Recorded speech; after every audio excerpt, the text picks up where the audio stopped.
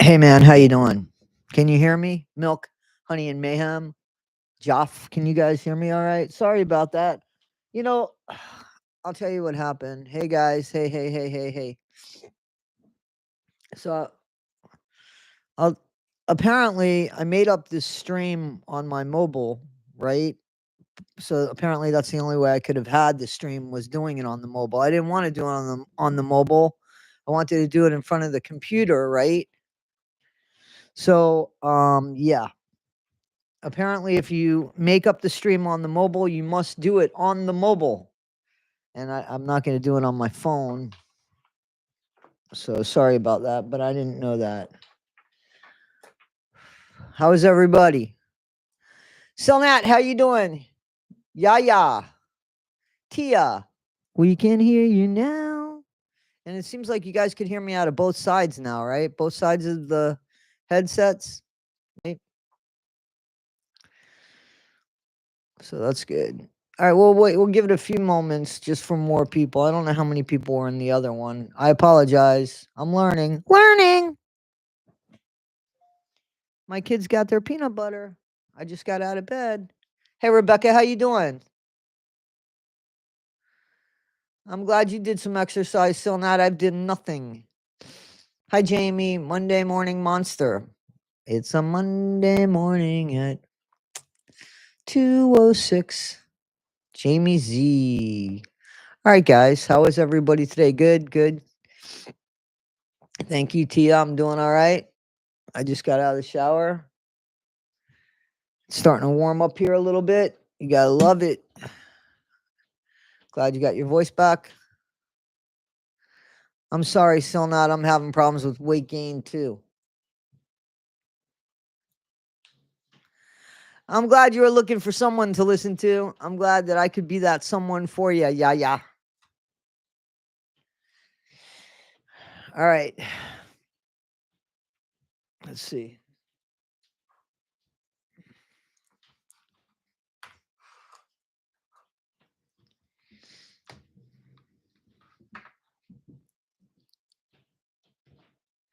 We're on chapter 11, right? Are we on chapter 11? Does anybody know?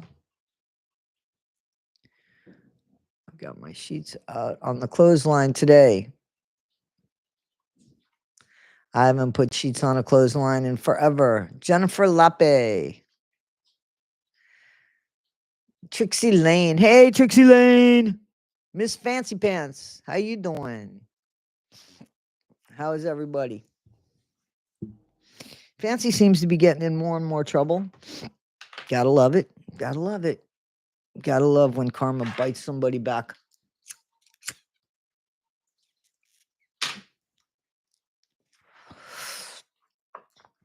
I know.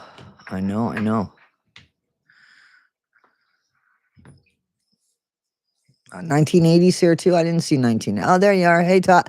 Hey, Toddy. Hi, 1980. How is everybody? Karma came late for you, still not? You're a good person. Nothing's gonna happen to you. You're good people. I'm glad, Rebecca. I'm glad you're here. All right, guys. So I guess are we on chapter 11? It will bite somebody. Promises. So, guys, are we on chapter 11? Can you guys hear my dogs like licking their peanut butter? Like it's massively loud.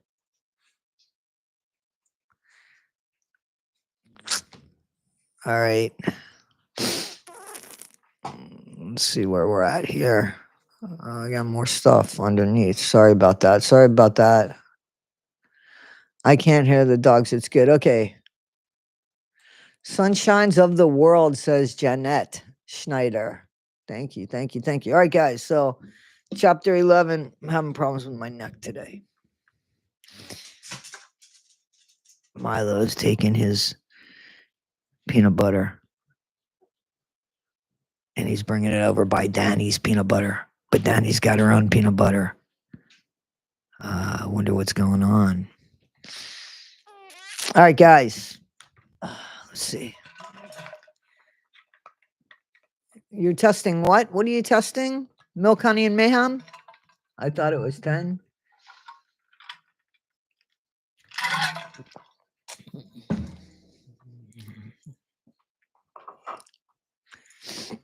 All right, guys.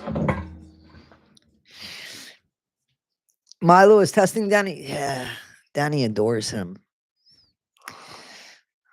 Danny just, Danny's really weird. She likes to like eat when I'm watching her. Like sometimes she'll walk away from her food bowl because I walked away.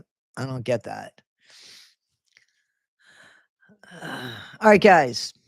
Chapter 11, divorce.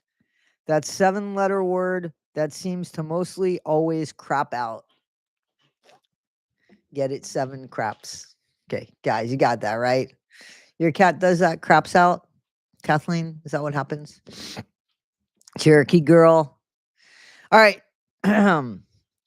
It seems that when we think of marriage, we think of divorce. Sad but true. How many of us have even bet on how long a marriage will last? I'll give it a year. Sound familiar? I think that if a marriage lasts at least 10 years, then by today's standards, it is considered successful. It is extremely hard to share our lives with someone and have someone share theirs with us. Yet we keep trying. But when we give up, we give up. We don't even want to try for a successful divorce anymore. And that's just as important as the marriage, especially if there's children. I really used to believe, and even after all these years, I still do. I believe in a healthy breakup. Add ignorant to cynical for me. I guess I should jump off of that wagon because ignorant is not okay at this stage of the game. I do believe if you truly are in love with someone, truly love them, then a part of you will always feel something more special than you will for others. That is if you don't fall in love at the drop of a hat. A respectful breakup is all the rage now. Love is a very powerful word. Promising someone love holds incredible accountability on our part. I'm in love with you. A very powerful and extremely responsible role comes with that, even by our own terms. Throwing those sentiments around is reckless and negligent, especially if we're still doing it. Offering someone our heart and accepting liability for theirs is no joke, as I'm sure we all have learned by now. Love hurts. They wrote a song about that. We shouldn't be in such a hurry to share what's precious to us with just anyone. We deserve to be particular. We have the right to be picky. We are choosing our partner, the person that we will stand next to in crisis and joy, the same person that we are choosing to comfort and protect us. We are picking the person that we feel we can be vulnerable with, share our secrets, and not just the good ones with. The process of picking our partner should be thought the process of picking our partner should be thought out and clear in what it is that we want and need from the other. It should also be clear as to what we are willing to share and ultimately give to another. What are we capable of? Can we make room for another? Are we willing to compromise on which picture is to be hung over our walls? Can we make concessions in our life that allow for the person that we want? These are questions we need to answer before we promise to someone something that we can't deliver on. We need to also remember that what one word means to one person may mean something totally different to another. So communicate. Be honest with who you are, what you want, and what's expected from the both of you at the beginning and to each other. But let's face it, midlife, chances are you're married and or you've been married before and or you've been married before. So it'd make better sense to talk about divorce. We may feel that we have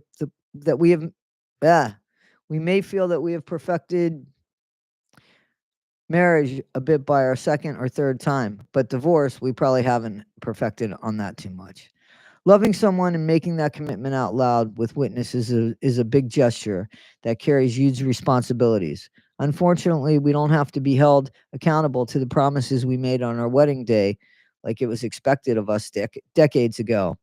It is so common in our society now to allow gray in a black and white institution like marriage. I don't think half of us that get married really take it seriously anymore. Back in the day, divorce was particularly shameful, but now it's like, how many you got? Yeah, I got you beat.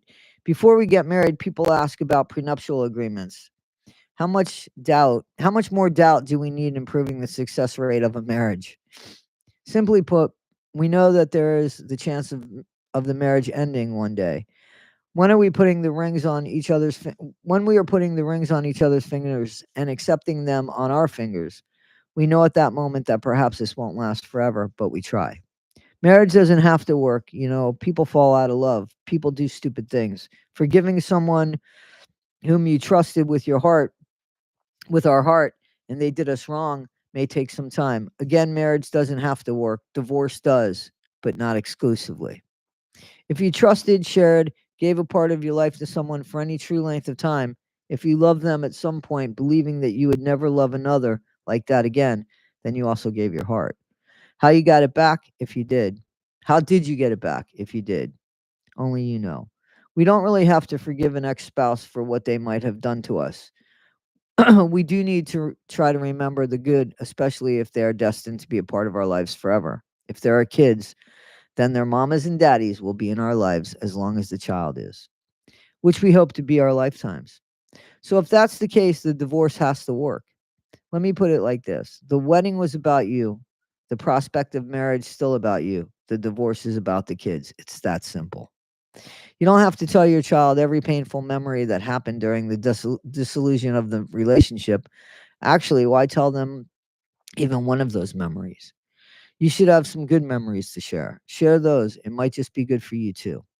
Often, when a relationship ends and it's not amicable, it was us that got hurt or even burned. We may feel stupid.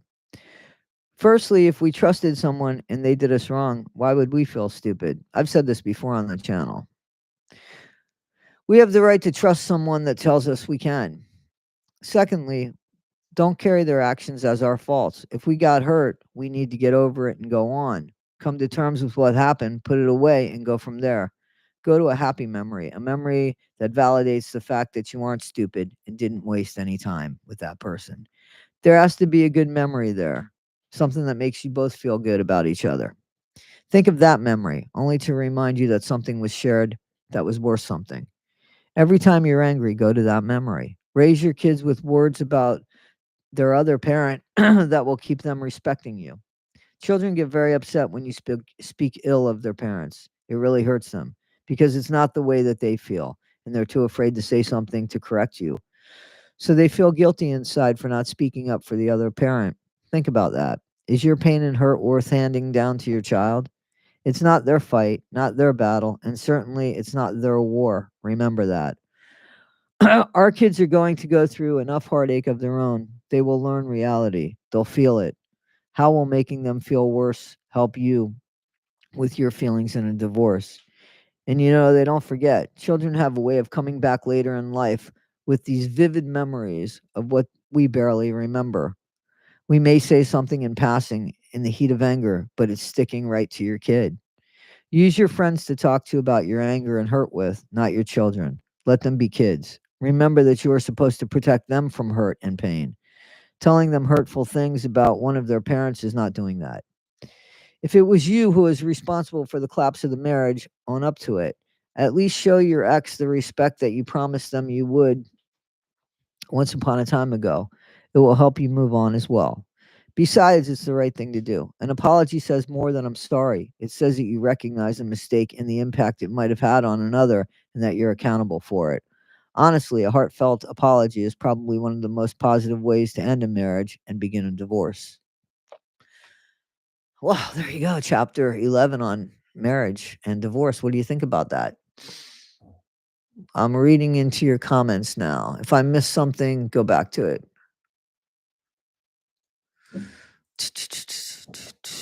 I feel like divorce rates are higher because mental health needs. I feel divorce rates are higher because it's too fucking easy to get one and too many people are expecting them. Excuse me. I feel like there's something that we should fight for more. That's what I feel. Thank you, Cherokee. Thank you for the gifted membership.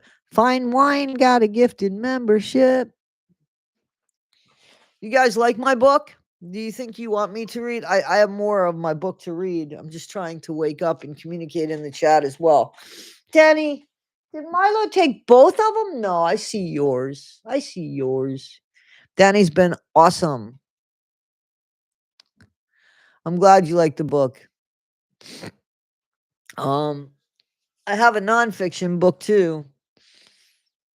No, I'm sorry. I have a fiction book as well. There is no sanctity in marriage. But then there's stuff that surprises me with people that are kind of going back to that, kids.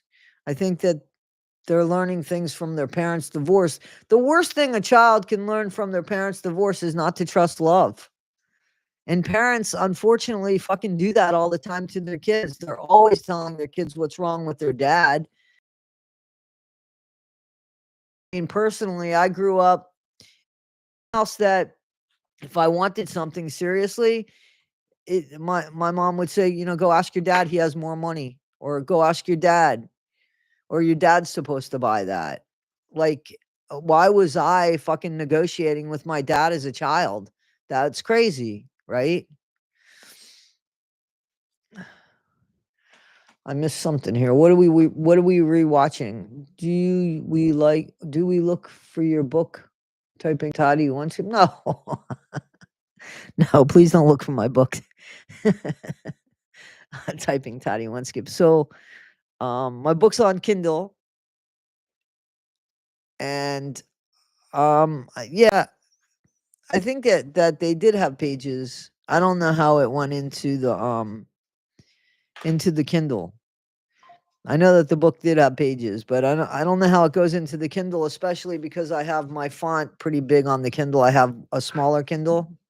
My font's pretty big because I'm blind. Not really, but old. Anyway, so yeah.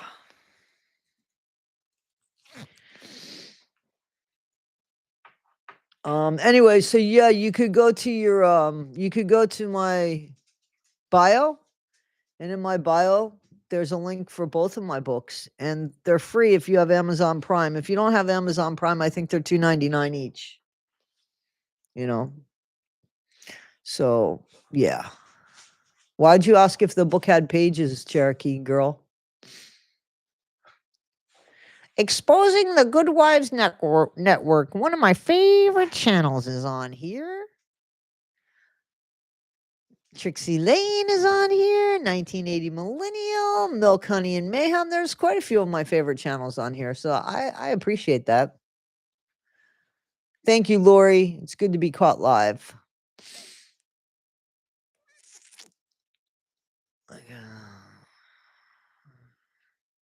Yeah.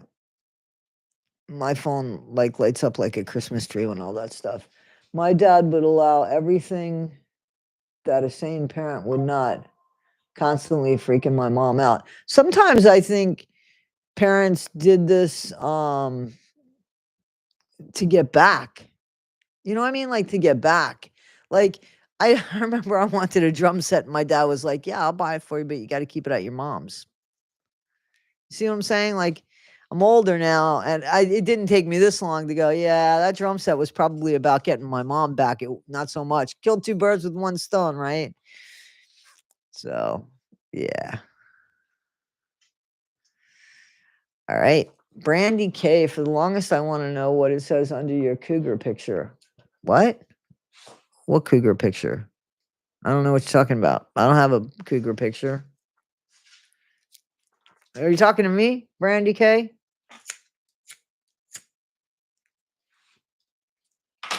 Guys, at work last night, I worked at my old position. I think I'm going back there. I want to go back there. I heard I'm going back there, so I'm excited about it. She means the cat on your wall behind your head. You want to read what's underneath that? That's In My Life by John Lennon and the Beatles. That's the words to In My Life by John Lennon. Is that what you're talking about? Oh, okay, yeah. So how'd you see it, Jeanette?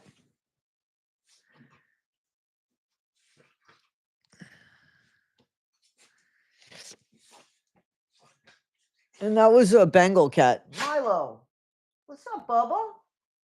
Making a lot of noise.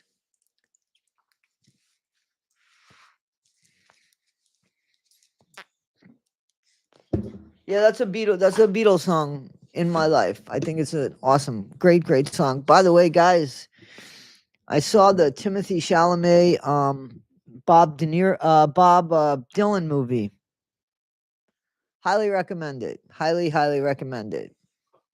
It was very good. And Timothy Chalamet did a really good job. He sang throughout the whole. He was the singer, and he played guitar. So good for him, right?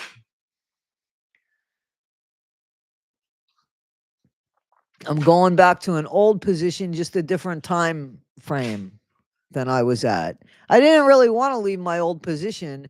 I left it because I wanted certain hours and it wasn't available with that position. So I took a different position. And it's been 2 years, and I'd really like to go back to my old position and take the hours that I want. Yeah, I'll be working overnight. It's not happening until it's not happening for a few months. It'll be the same hours. Because the person that has that position is going to be retiring, so that those hours have become available, and yeah, I'm jumping on them. I much prefer it, but I'm glad that I learned what I did in the past 2 years, all the way around. Yep, still graveyard shift. That's the position I want.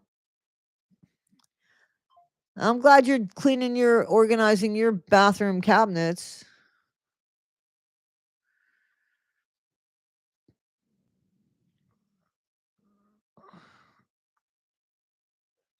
Bob graduated from Hibbing High School. Yep, I saw that. I don't know, man. I get a lot more done during the day. The worst shift is the 3 to 11 shift. Like, that's like, I hate that shift. I hate that shift. And I don't have to worry about traffic, and I don't have to worry about missing doctor's appointments. I could still make my doctor's appointments and stuff on the graveyard shift. There are days and weeks that I'm like really tired. So I like it. All right. Let's continue on chapter 12. Yeah. Danny's got Milo's bowl or freeze bone, and she's trying. She's trying to make it work for her. I doubt he left anything in it. All right, chapter 12, family. Those people that know every little thing.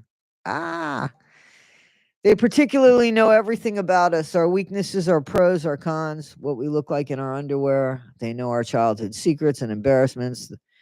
They also always seem to know or are able to find out the worst about us, maybe to be saved up as ammunition for a later date. Then there's the other side to them. With instinct and precise aim, they always know which buttons to push with us. They also always know what not to say, and most times say it anyway. They are the reasons to why we live our lives in the manner that we do, in spite or to spite, remember? They are the ones that we seem to most forgive and whom we are most forgiven by.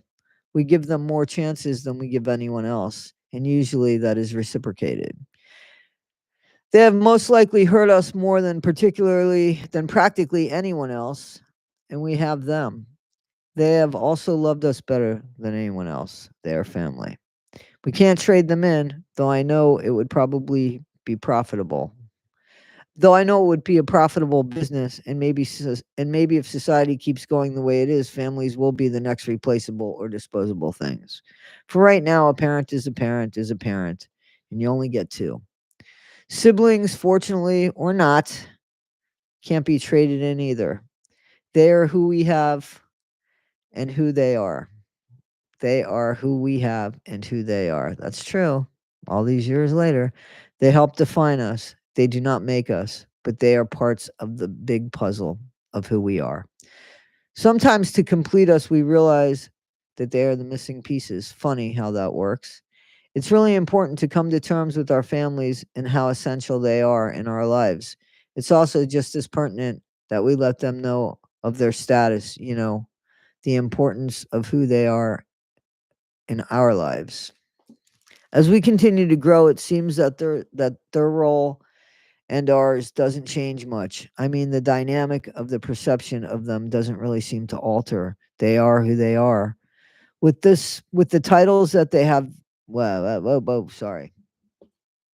With the titles that have become to us, that they have hang on, let me reread this. They are who they are with the titles that they have become to us. I don't know how I like that. Of course, at this point, we have to come to the realization that our parents were Santa Claus, the Easter Bunny, the Tooth Fairy, spies, mind readers, truth seekers, and had several other roles and characters that they took on as we were children. Now we see them as our parents, no superpowers, just people, but still mom and dad. Families, and most definitely our own, they can make us uncomfortable, embarrassed, hurt, ashamed, and many other unpleasant feelings that we don't like. It is because we hold them in our minds and they hold us accountable. We still don't like that. They can also give us comfort, unconditional love, and a sense of security. Perhaps that is why most of us have issues with our families. We do. At some point or another, we all have family problems. How long we carry them with us is up to us. The complexity of a family begins with different people with diverse views and dissimilar ideas and being raised all under the same roof. There is an alpha and there is a beta, and there are little ones of the same climbing around the branches of the family tree. Finding our place on those branches is ongoing, and it's our doing. Because of the closeness and the shared experiences, usually the influence that our families have on us is sometimes stifling, especially if their ideas vary from others. Sometimes we tell untruths because of fear of what the truth can bring. Maybe we're saving ourselves from a reaction. Maybe we can't handle that look of disappointment. Maybe we think that we'll never get approval. Who we give who gave anyone that much who gave anyone that much power or control over us? We have. We are not children anymore, and we need to take that power back. We have omitted things that we knew our families might not approve of. We may have fabricated a situation because of a confrontation that would ensue. Our family is not going to approve of all of our choices, but we are not physical. Oh, hang on. This is why, again, like the way this book, I don't understand. The other book definitely kept the format. This one's got like spaces and stuff, so I apologize. Our family is not going to approve of all of our choices, but we are not physical extensions of them. We are here to live our lives and make our choices. We can seek guidance and advice, but it doesn't mean we have to take it if we don't agree with it. We are our own adults now. We are held accountable for our own lives. Mine as well. Mine as well. Mine as well be our choices in the manner we live. If we're going to be held accountable, might as well be our choices. I come from a decent sized family, and I'm told. I come from a decent sized family, and I'm told and can see for myself that we all have an extremely strong and unique family resemblance. We also have a loyalty, a bond. My brothers and I come from divorce, so at a young age we were soldiers. I think truly it was unbeknownst to our parents, but we were. We had all survived the same war, each with different memories to the same story. Different memories because we were all of different ages, and some of us choose to live with one parent than the other. No one knows what we went through except for us. Kind of like what the Beatles, here we go, the Beatles would say about themselves. But we aren't the Beatles. We were just kids adjusting to change. What seems to be normal now is what is called blended families. Both parents married and another child brought in to make the family even larger. In my case, she was a girl, and though she had no family resemblance whatsoever, she began living her life with the company of siblings. Again, memories and experiences shared. Over 30 years has passed since the day the second marriages began. Two step parents and a sister later, and now nieces and nephews that have come to outnumber us. I look at my family and I see the happiness that ultimately and finally followed the strife. But more than anything, I feel the bond that makes us family, the thing that makes us instantly recognize one of us in a crowd. We do see ourselves in family members by appearances or actions. Hopefully, they're positive. We all come from something and someone. Our families are our beginnings. With any luck, we can continue to travel through life with them in our peripherals. Some people have better memories of their childhood than others do. I don't know what it actually takes to walk out of your parents' or siblings' shadow. except to put one foot in front of the other and move. I guess confidence and a sense of belief in you would be helpful as well. Do we have the confidence? Do they have that belief? The truth is, at this stage, it is all up to you. Wherever you wherever you place people in your life within your boundaries is your decision. Just remember there are things only you can relate to with your family, and if anyone was there for it all, it most likely will be them. It's only fitting to have a chapter about family in this book. Maybe I should have called this chapter Family, the Root of All Evil. No, I'm kidding. I used to allow my family to dictate to me, even if it was not their intent. It was me that gave them that power, the control to do that. I don't allow that anymore. I took the control when I came to the conclusion that I had my own beliefs and code of morals and ethics. And if I was going to be happy and live honestly, I had to live up to my own standards. Mine are higher than anyone could possibly have from me. I only have to meet mine. My opinion matters more. And when I realized that, I realized I only had to answer to me. That was a huge piece of baggage that I unpacked. I can stand up straight now. That took me years, to be honest. I'm reading this now, and things have changed since I wrote this book. This book's about 12 years old, and these words are true, even though things have so changed. The words definitely stand true. I'm surprised. I'm not reading that. I'm telling you how I feel.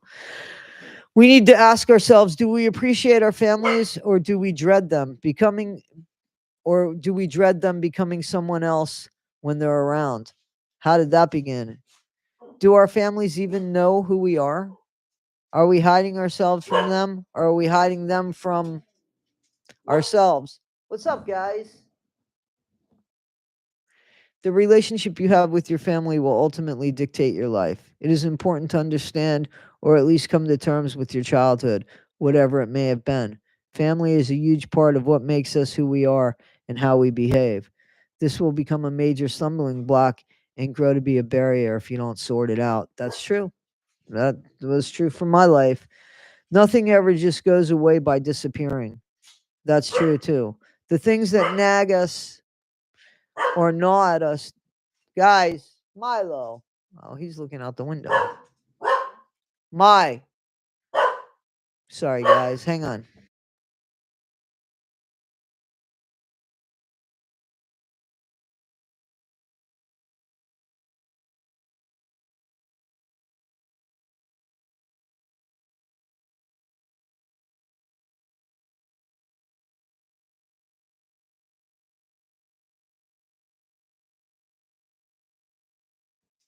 Sorry. Nuh-uh.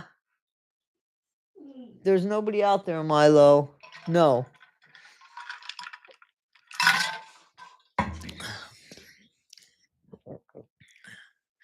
If somebody got somebody else in membership, I didn't catch that, and I thank you. If there's stuff going on here, thank you.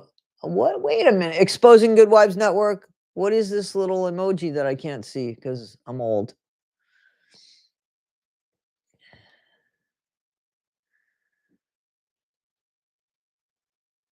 I'm reading this. I'm sorry. Kung Fu Panda. No, my dog's just checking shit out outside. They don't care about my book.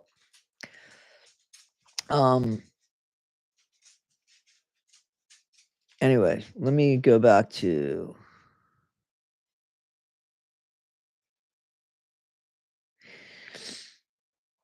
all right, family is a huge part of what makes us who we are and how we behave. This will become a major stumbling block and grow to be a barrier if you don't sort it out. Nothing ever just goes away by disappearing. The things that nag at us or gnaw at us don't just vanish. We have to ultimately face them and then grab the fly swatter. For the most part, I think there is a benefit in having a relationship with our families as we continue to travel in life. They do know us if we've allowed them to.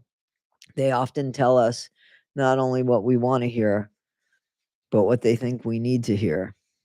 So, and what they say. Oop, I got something from Amazon. Somewhere down the middle of the two is probably some really good advice.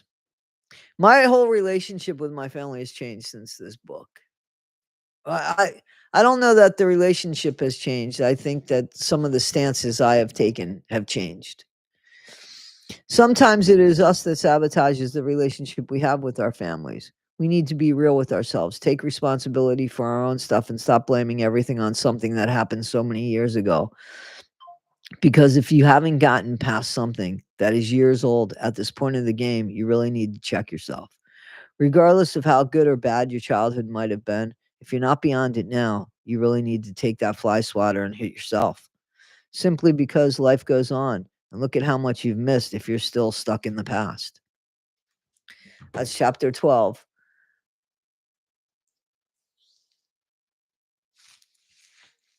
Your cat's cry and howl in the bathroom, Brandy. Milo is talking. He is a talkative boy, my little boy Milo. He's a pretty talkative guy. Yep, Holly Jolly. I have heard from Holly Jolly, and I it's not my place to share anything. So I'm not sure what to say.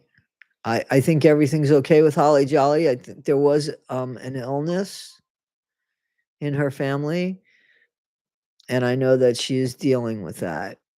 But you guys can always write to her, right? I know that she's given a lot of you guys her email. You can ask her how she's doing. I'm sure that that would make her really happy. But I think everything's going to be okay with her. But yeah, she's just dealing with family and a family illness. And that's all I feel I could share because it's not my story to share. I don't think that Holly's going to see this, and I'll tell you why. Because the live streams, the chats, they don't stay. So the best way really is to send her an email.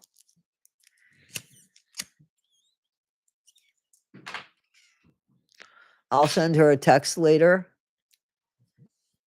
I'm not going to get any updates on Nick's letters. I didn't ask for any updates. His lawyer doesn't work for me. So the only thing that I think we're going to know and it will come out is if he got his clemency, right? I mean, that would be news. And of course, with everything that's happened with the infiltration in groups and stuff like that, we might hear something like that. But again, if I heard something like that, I wouldn't share it because it would be a police information, to be honest with you. Are you talking about Milk, Honey, and Mayhem? Or are you talking about Holly Jolly? Milo's sitting right here. I would pass it to you, Shorty Pie. Yeah, so there is a family illness that she's dealing with. And I don't know why she wouldn't write back except for the fact that she's dealing with a family illness. So, but I could send her a text and let her know that there's a lot of people that asked about her. You know, I met Holly Jolly the same way I met you guys. She was one of my first subscribers. I think she was 22, maybe she was 23. I don't know. And your Elvira's next to you. That's good. And so Catman's lady. So wait a minute. So you have dogs and cats. I have dogs and cats. Well, my cat passed. Will you write another book? I don't know. I don't know. Kathy Hannah, how you doing? How you doing? You're going to address your inappropriate attraction to someone you thought was 12 years old? What are you talking about? Who are you talking? Are you going to address inappropriate attraction? Sure, let's talk about it. What do you want to know? That she was 22 years old? She was 22 years old. She did look like she was 12 years old. And I did tell somebody that. It was a guy. I was trying to fix her up with an inmate, actually. An inmate that was helping me. So we're talking about Jen. So let's talk about it. She was 22. and I was 12 years older than her. So she was 34. She's dead now, so she can't speak for herself. But Planty Bunny, let's talk about it. What do you want to know? Let's go. I'm listening.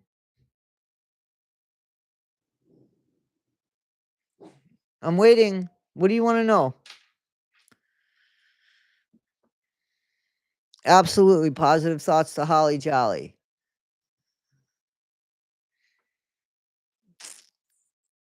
Well, I'm waiting. No, I want to make sure. Yeah, my story of Jen is great. And it was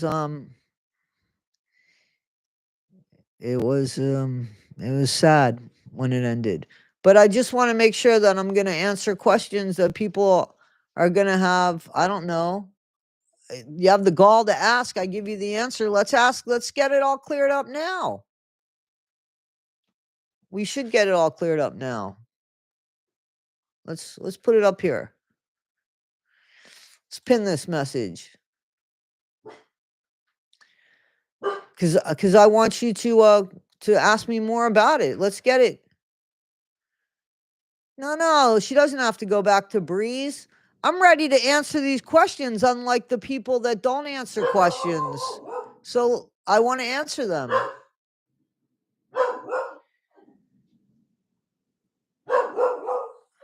Yeah, because I'd like to continue reading. She wasn't 12 years old, guys. Anybody that knows the story of Jen, or you could go look it up. There's the whole story of me and Jen and how we met. Milo. Hang on, guys. Sorry. Milo, what's going on? Your friends are coming home from school walking their dogs? Yeah? Oh, he saw somebody walk in the building. Yeah, listen, I don't care about an age difference. She said it to piss me off or to try to piss me off. But I have nothing to be ashamed of. Jen and I lasted 7 years as a couple and over 25 years as friends. And then she died. So,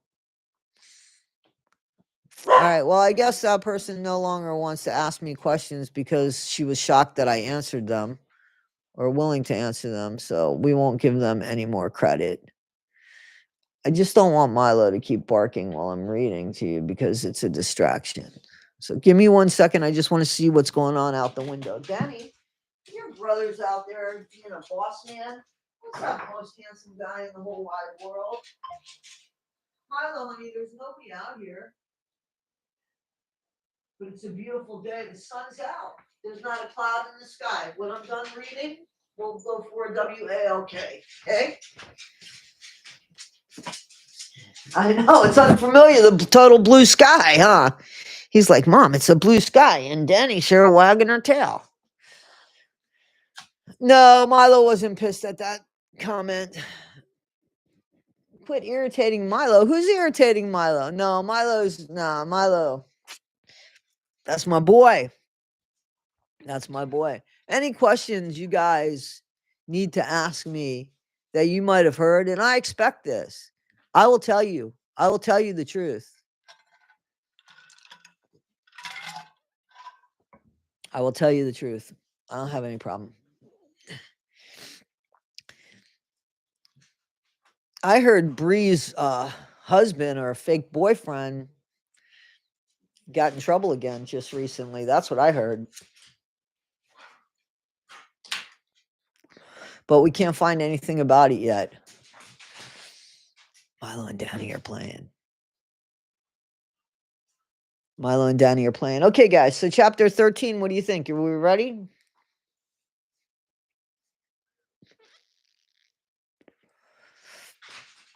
I love you guys too. I appreciate you guys. Thank you so much. All right. Brandy K says, Yeppers. Danny knocked. I don't even need to whisper. I don't know why. So I have a throw rug. This is cute. So I have a throw rug, right? And I gave them those freeze bones, right? That had the peanut butter in them. Well, Danny, I guess, knocked one underneath the throw rug, and she's trying to figure out how to get under the throw rug to get that. So that's kind of cute. All right, we ready? Buffy Love, how you doing? Amy, how you doing, Amy? And Diet Pepsi drinker. Okay, how you doing, Lori? Bye, Lori. Take Sammy out. Thank you, Lexi. We don't deserve dogs. Brandy, why good stall on the treat mind game? What are you talking about? I don't know what that means. All right, chapter 13. A silly little thing called perception. Wait a minute. What happened? Where'd it go? Where'd it go? Hang on, I gotta find where'd it go in my book.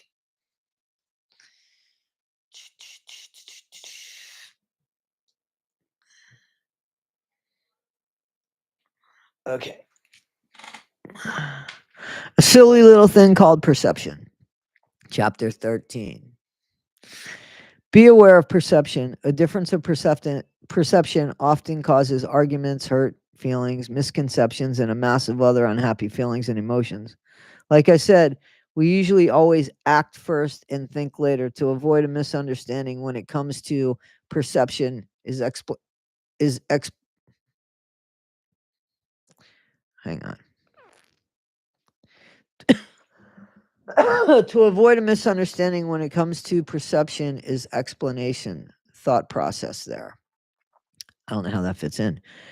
We need sometimes to explain ourselves, especially if we're trying to be understood. I think we're all looking for that. Being understood helps validate what we think and believe in. Very often, things are misconstrued, misunderstood, and it either comes mostly from hearing something incorrectly or seeing something differently than others. Then it is. Wait, I'm sorry. The format is like really fucked. Very often, things are misconstrued, misunderstood, and it either comes mostly from hearing something incorrectly or seeing something differently than another. That is perception, or rather, misperception. Often we say things and we say it with the very best intentions, yet we say it in a way that doesn't reflect that. I was so guilty of that a dozen years ago. It's not what you say, it's how you say it. I was told that for years. I heard it. One day, I heard it one day.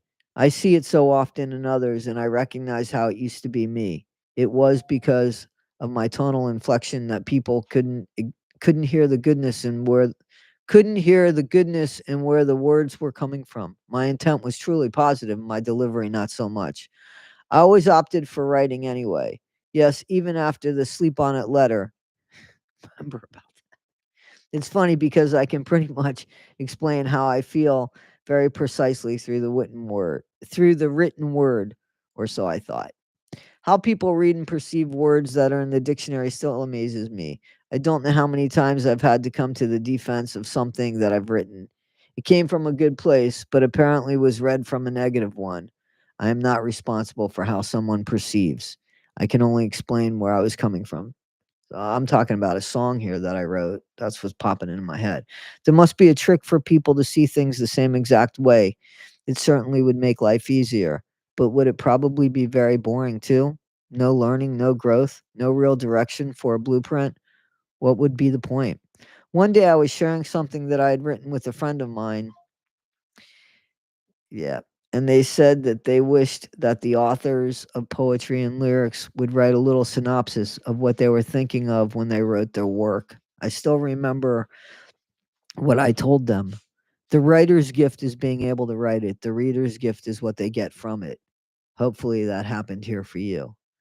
Just remember, sometimes how someone perceives something may not have anything at all to do with us. We can't control that. We can't change someone's perception. We can only show them how we see something. But we will bang our heads against the wall trying to show someone what we see when they're looking at the same thing, and yet it's a different picture to them. We need to work from the very best intentions. If we do that constantly, if we do that consistently, very few people will question what. Did you hear that? That's the pipes. If we do that consistently, very few people will question where we're coming from. I'd like to say that always works, but there are some stubborn people out there. There's oblivious people as well, that regardless of what people say, regardless of how many people are saying it to them, they still say it's cloudy when the sun is shining. Don't be one of those people. Be open to changing your view. Don't be afraid to admit your mistakes.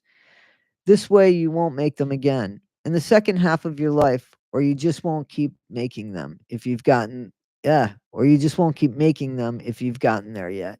If you recognize your mistakes and don't act on them, what does that say about you? Your growth.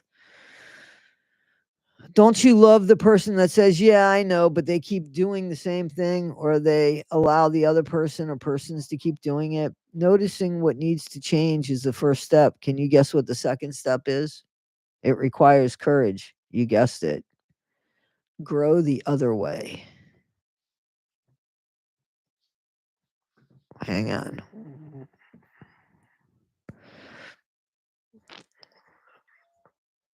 Hang on 1 second. I think I'm done with the book. Yeah. Okay. Well, yep, that was the book. Completed. That came on quickly, didn't it? So again, I don't know why it came on so quickly. There's only 13 chapters to this book. That's fine. I wish that this I wish that the format would have came out better.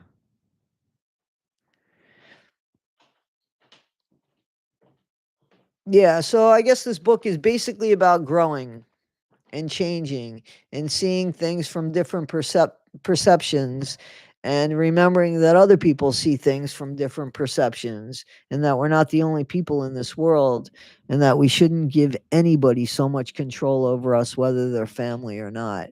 It's our shot to live here on this planet. So us living here, we have to be respectful of others. And if we can't be respectful of others, then don't have anything to do with those people that are just not good people. So I'm sorry that it ended so abruptly. The book, I know that has to do with the format of the book. So, and at some point, if you want to read the other book, I think is good. I'm glad that the book makes you think. So, but I didn't really expect it to go that quickly. But then it has done. I'm listening to some really good music in the background. I'm glad you downloaded the book. Absolutely. Anything that we want to talk about?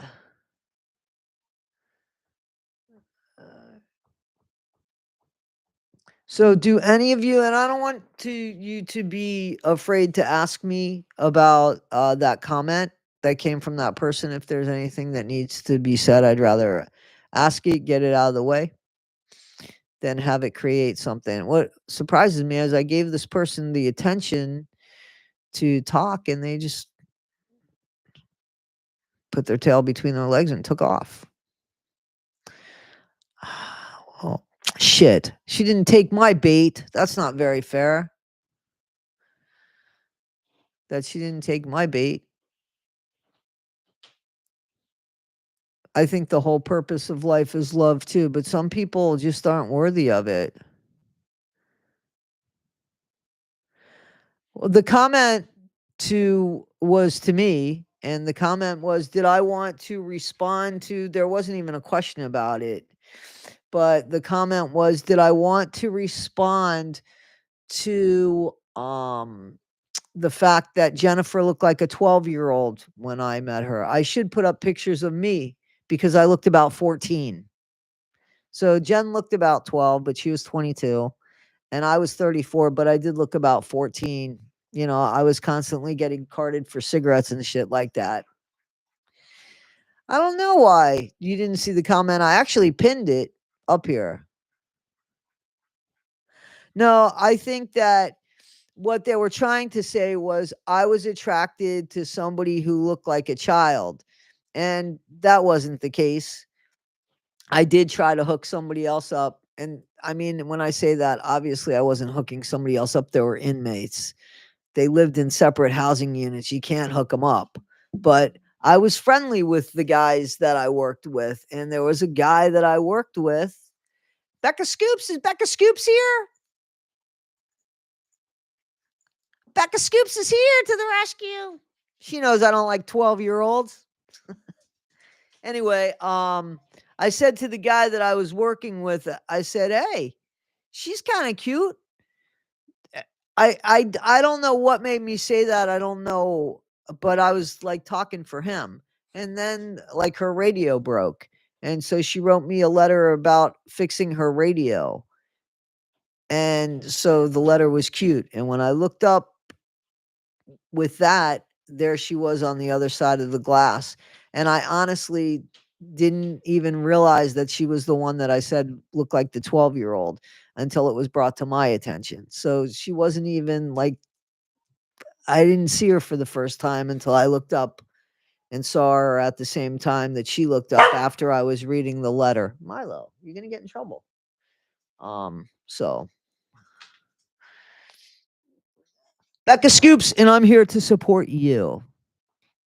I'm good. As soon as I addressed that person, they just ran off. So I did try to address them, but they ran off. So and that's okay. Milo, stop your barking. Stop. Hang on one second. I got to give him something because he's not going to stop. You guys, you're going to get in trouble. You're going to get in trouble, Milo. I don't like when you take advantage of the fact that I'm on the computer and you're trying to get me to give you stuff, mister.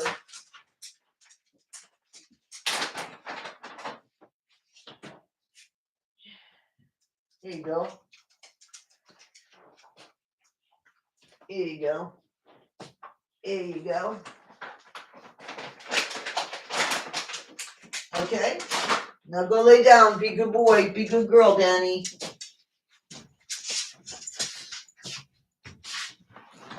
Anyway. There's a bunch of people here, that are good people. So I have a crazy beginning with my love. My son still doesn't even know. Yeah. I don't know.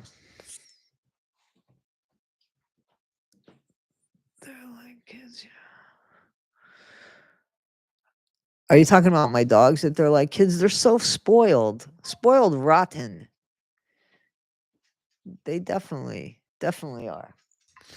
So guys, yeah, I expected to be on here a little bit longer. I don't know what else to talk about. Is there anything that you guys want to talk about? Did you see my comment? I guess I didn't. I must have been taking care of my dog, Sydney. If you have a comment, rewrite it for me so I could see it. Becca, I love you. Thank you so much. I'm not worried about what people like Bree says. Please look at her criminal record. Look at mine. And absolutely, we back Becca Scoops, 1980, Trixie. What's the fictional story about? The fictional story, you check it out. You read the synopsis. It's right there in the book. And it's absolutely for free to read the synopsis. How much did you know about Scientology before all the drama with Aaron and the rest? So I've always been interested in cults and such like that. So I didn't really know much about Scientology per se. I knew, what the rules were and how Scientology worked as far as their systems, as far as their auditing and the bridge and, the Xenu thing. I knew about that, but I was never a Scientologist, never in a cult. I have the Dianetics book, which I think has a lot of good information, but I think he took it a step too far. He got greedy. He made a lot of money off that book. And I think that Dianetics was a self-help book. And I think that there's a lot of tools in there that you can use but I think that he just went too far. And I do love my dogs. Do you know anyone that has lost their job? Well, yeah, Nina lost her job. Didn't Nina lose her job over this thing? Didn't Bree? You know? Yeah, Nexium, but I'm familiar with the Nexium things and the Branch Davidians and all that stuff. I've actually done videos on those. Not Amy, of course, and I'm glad that everything's good. I've never heard of Gwen Shamblin that I know of. You can put your book out there. The Gum Road is. I already have my book out. I've had people call about the book and to put the book out on a bigger platform. It's on the platform I want it on. Um, Ruby and Jody. Yes, that was definitely a beginning of a cult. Kathy Hanna, you going to sleep? Oh, well, I hope that everything's okay. A cortisone injection, they suck. Yeah. Yeah, have you guys seen the Daybell? You know, her son, her oldest son, has a video, um, has a YouTube channel. His name is Colby. And, you need to really think you should really check out his channel. I mean, he definitely knows things about his mom that nobody knows, and it's very sad to hear, but, she answers his questions. Everybody else's no, but she does answer his questions. Do you think that Ken is attracted to men? I think that there are times that Ken is very feminine, but I've seen very feminine men that are straight. So I don't know. Do I think he loves Gypsy? I I I don't know. I don't know if he loves Gypsy. Why did he break up with her?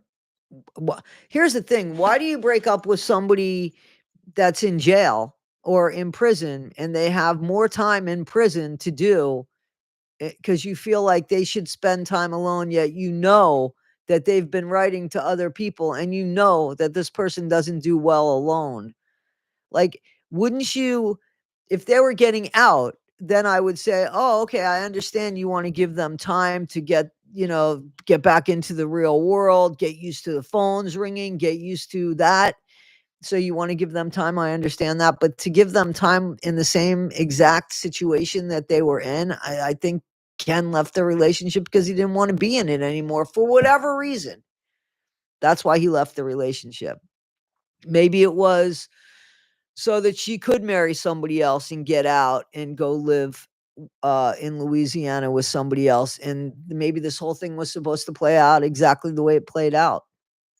Or maybe he legitimately broke up with her because he couldn't handle the situation. The thing is, it was easy to handle when she was incarcerated. It's not so easy to handle now, especially when you've broken up somebody's marriage. So his reasoning doesn't make any sense to me. You know what I'm saying? I don't think that he thinks that I don't who thinks that who thinks she's got her shit together? Yeah, here's the thing. How does Ken now think that any of this is a good idea when he has actually seen proof? Because now there's proof that Gypsy was the one that had that sick um desire for her daughter. She's all fucking wonka doodly when it comes to sex, Gypsy. So that is something that Ken needs to be aware of, and everybody in that house needs to be aware of because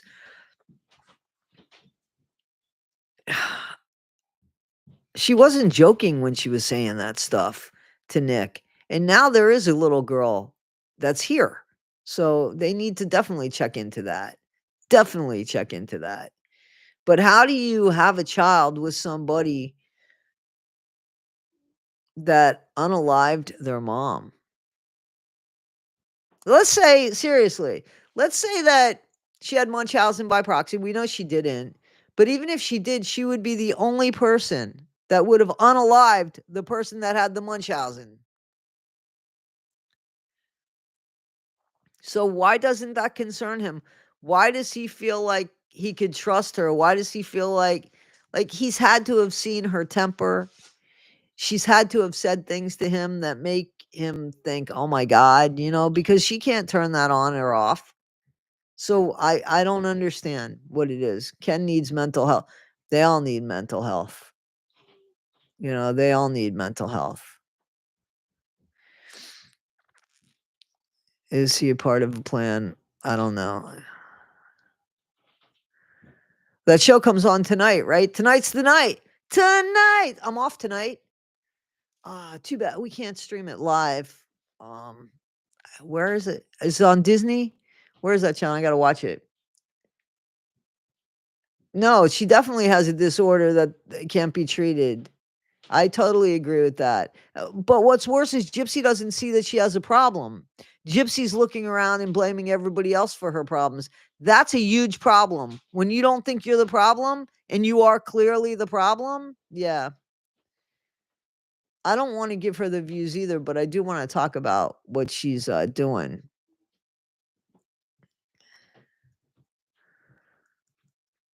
She can now because she has a child. I want to bring up something also that's very important that you guys know.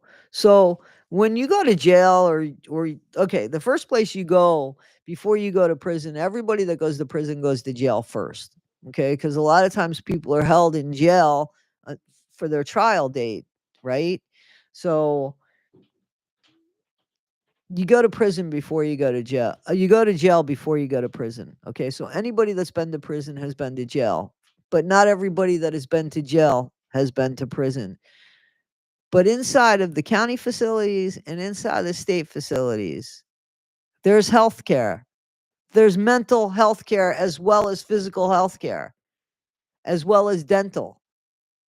So Gypsy could have seen anybody, and it was probably recommended to her to see people, but she didn't want to. But she was too busy writing to people because, again, Gypsy doesn't think Gypsy has a problem.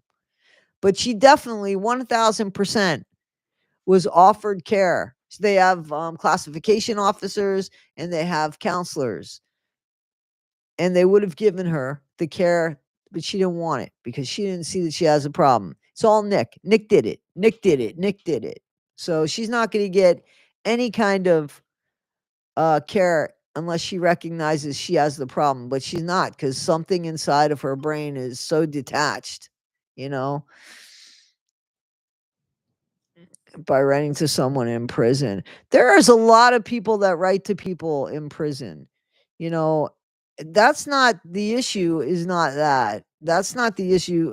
I can understand even writing to somebody because there's a whole pen pal thing, but she unalived her mom. I mean, she actually admitted to setting that all up. And the pictures of her before she was incarcerated, you want to talk about somebody who was she's somebody that took advantage of the way she looked by making herself look younger and turning around and acting like she's slow, by mocking um what do they call it? I hate to use the word, but like a retardation, you know? And that's the way she mocked herself and had herself act like that. Only to find out that she wasn't anything like that person. That was just a character she played, like one of those dress up characters that got Nick, and Dan interested in her. I haven't seen that, Janet. No.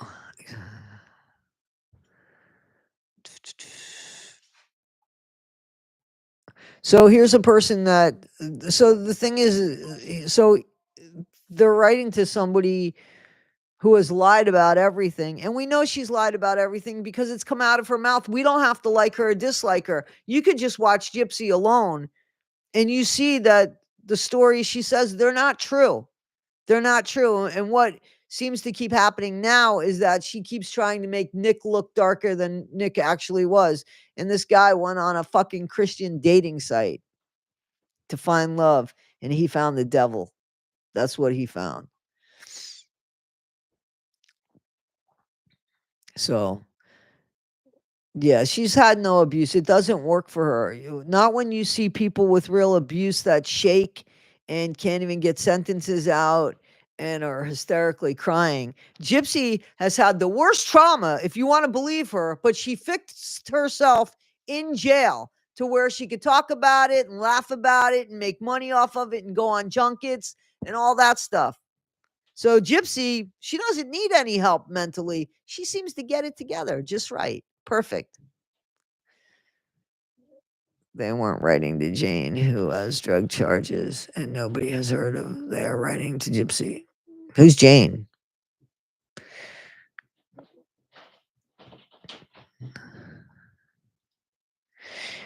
And let's understand that there's a difference between somebody with drug charges and somebody, oh, Jane Doe, and somebody who unalived their mom. Yeah. If I told you that I unalived my mom, would you want to be my best friend, come into my house, have a meal with me? Or would that kind of put you off and you say, yeah, maybe this is a person that I can avoid? Because if they can unalive their mom and talk about dating and all this bullshit, do I really want to be connected to them? Yeah, but the average person would say no. Listen, I understand that Ryan, thinks he fell in love with Gypsy, and he probably did. I'm hoping at some point he really falls in love and realizes, oh shit, that wasn't love, that was infatuation. But oh, Janae. Okay, Janae, sorry about that. If I screw it up again, just remind me. I'll try not to.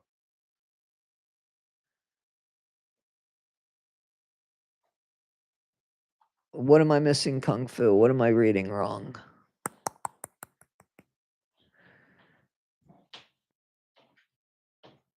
Everything she does is deliberate, Gypsy. Absolutely. Absolutely. She is just evil. Well, I'm over talking about her sometimes too, Joy, but she still seems to be the story. And I am gonna watch that thing tonight. I am gonna talk about her. Here's somebody that makes $3 million, they said that she's worth, but now mainstream media is catching up with her. So that's gonna be fun. We're all ready for her to be exposed, Jamie. We're all ready for her to be exposed.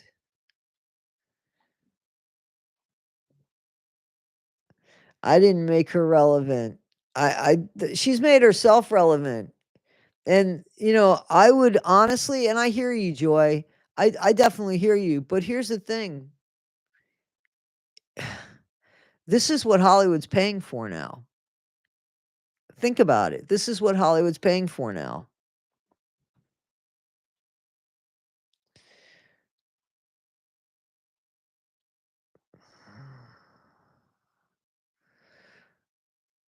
I don't know who Tim is. I was reading, I want her exposed to. I want them all exposed.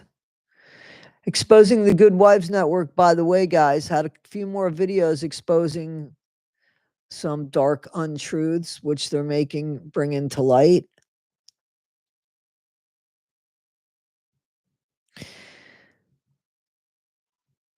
I agree. As far as what's happening with television now,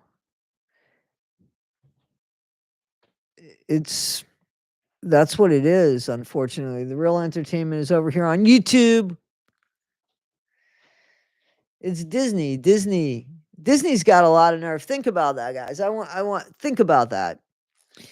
They are paying Gypsy Rose, right? Gypsy Rose, who unalived her mom.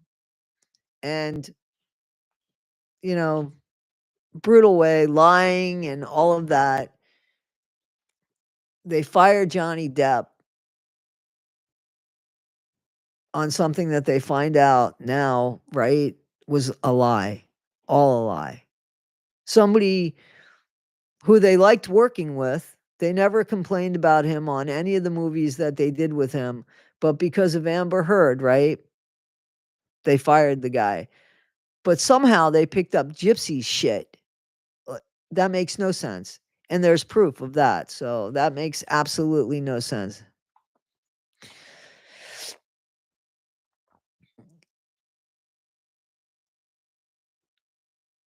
Who can't babysit for you, Brandy? I'm a good babysitter. Captain Jack. Yep. Yep. So you can never. Anyway, guys, I'm getting ready to call it. I am going to put some videos out tonight. Like I said, I am going to watch that show about Gypsy. Yeah, well, did you hear that Gypsy thinks that Casey Anthony's got a lot of nerve? Because, you know, she's trying to come in on Gypsy's little money-making machine there.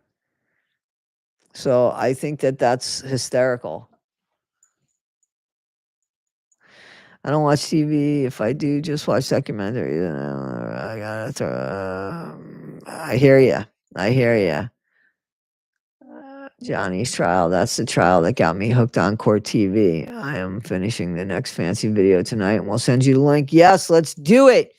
And Becca Scoops is supposed to join us, and I think Cutting Board Dawn is supposed to join us as well. Yeah, that's true. There we go. That's the true statement. Well, we know that Gypsy's perverted as fuck. I definitely will, Becca. And this time I'll call you. I won't just leave a message. It is a beautiful day. Yeah, the sky is blue. It's beautiful, and so are you. I will call. I promise. I promise. As soon as we have it, um, we'll call. I will call. So sorry about that last time I left Becca a message and she didn't see it. So I will call. All right, guys. So I'm getting ready to take them OUT because I think that they want to go. It's dreary, cold, and rainy in Georgia. Well, thankfully, it's not here. I don't know how you guys get these emojis of me, but thank you for that. We're almost done with the merch. I actually saw, I think I saw the finished product. We just got to put it on some shirts and see how it looks on some shirts. So, exposing Good Wives Network. Look forward to the video. We look forward to this. And guys, please check out that channel because she's exposing other things as well. And they have proof, guys. These people have proof of what's going on. So, you know, they don't get as many views as they should get. They're the ones that are really exposing some of this stuff. So they need to get that credit.